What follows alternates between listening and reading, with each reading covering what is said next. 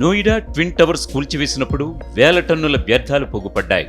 ఆ వ్యర్థాలను అలా వదిలేస్తే ఏళ్ల తరబడి నిరుపయోగంగా పడి ఉండి పొడమిని చెత్తకుప్పగా మార్చేస్తాయి. పోనీ వేరే నిర్మాణాలకు ఉపయోగించాలంటే ఉన్నవి ఉన్నట్లుగా పనికిరావు. అందుకే నోయిడా అథారిటీ ఆ వ్యర్థాలను రీసైక్లింగ్ కోసం నోయిడాలోని రామ్కీ ఎన్విరో సంస్థకి అప్పగించింది. ఆ రీసైక్లింగ్ నుంచి ఇప్పుడు రామ్కీ ఎన్విరో 100% రీయూజ్ మెటీరియల్ ను సృష్టిస్తోంది. What does 100% recycling mean? Typically for C&D waste, our performance standard is over 95% recycling. That means if 100 tons of waste comes in, over 95 tons of new product is made. For the Twin Towers waste, we took a new goal. We said for the 30,000 tons of waste coming from Twin Towers, we will make 30,000 tons of new products. And those products were made by a combination of two technologies. One was wet processing and one was dry processing. Noida tower వ్యర్థాల recycling ద్వారా రామ్కీలో ప్రధానంగా tiles, paper blocks, కంకర, ఇసుక తయారవుతున్నాయి. Noida authority ఈ recycle ఉత్పత్తులను తన నిర్మాణాలకు వినియోగించుకోనుంది. ప్రభుత్వ సహకారంతో రామ్కీ ఏర్పాటు చేసిన ఈ construction and demolition RE plant పర్యావరణ నిబంధనలను పాటిస్తోంది.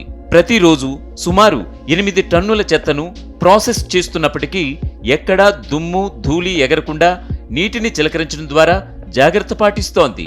నోయిడా టవర్స్ నుంచి 30,000 టన్నుల వ్యర్థాలు రాగా గత 2 నెలల్లో 5,000 టన్నుల వ్యర్థాలను ఇక్కడ రీసైకిల్ చేశారు. ఈ ట్విన్ టవర్స్ ఎప్పుడైతే డిమాలిషన్ అయిందో, యాక్చువల్గా ట్విన్ టవర్స్ మొత్తం 30,000 టన్నులు డిమాలిషన్ వేస్ట్. అది మనం ఇక 8 నెలలకి మనం టార్గెట్ పెట్టుకున్నాం. 8 నెలలు అయిపోతుంది. ఇప్పుడు వరకు 5,000 టన్నులు మన దగ్గరికి రావడం జరిగింది. 5,000 టన్నులు కూడా మనం 100% రీసైకిల్ చేశాము. రీసైకిల్ చేసి దాంట్లో నుంచి 20,000 టన్నులకి వచ్చేట్టుగా, అంటే 300 మీరు ఎట్లయితే చెప్పారో 300 ఫుట్బాల్ మైదానాల్లో దీన్ని పరచవచ్చు. అయితే ఇప్పుడు వరకు తీసుకున్న 5,000 టన్నుల్లో మనం కంప్లీట్గా రీసైకిల్ చేసి పేపర్ బ్లాక్స్ కానీ, ఇంటర్లాక్డ్ టైల్స్ కానీ ఇవన్నీ చేయడం జరిగింది. గతంలో ఈ భవన నిర్మాణాలు, కూల్చివేతల వ్యర్థాలు ఎక్కడికక్కడ కొండల్లా పెరిగిపోయి పర్యావరణ సమస్యలను సృష్టించేవి. రీసైక్లింగ్ పై అవగాహన ఏర్పడి C&D ప్లాంట్లు వచ్చాక వేస్ట్ నుండి wealth సమకూరుతోంది. Earlier this was to be disposed in the roadside or somewhere, so this was causing a lot of problem or where there is low lying area.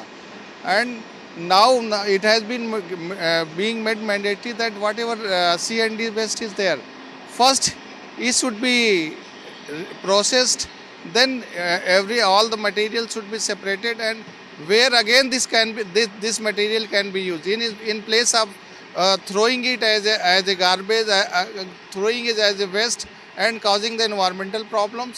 Here the whatever resource is there, again resource is being used. నిర్మాణ వ్యర్థాలను అలాగే వదిలివేయడం వల్ల పర్యావరణానికి నష్టం కలుగుతోంది.